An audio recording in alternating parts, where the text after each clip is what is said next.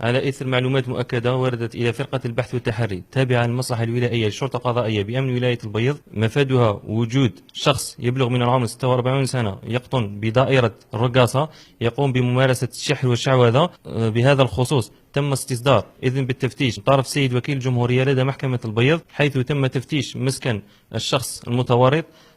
تم العثور على أشياء ومواد تستعمل في السحر والشعوذة تمثلت في رأس لذئب وجلود حيوانات، كذلك مادة القطران ومادة الرصاص والنحاس وقماش يستعمل لتكفين الموتى، في انتظار تقديم الشخص المتورط أمام السيد وكيل الجمهورية لدى محكمة البيض.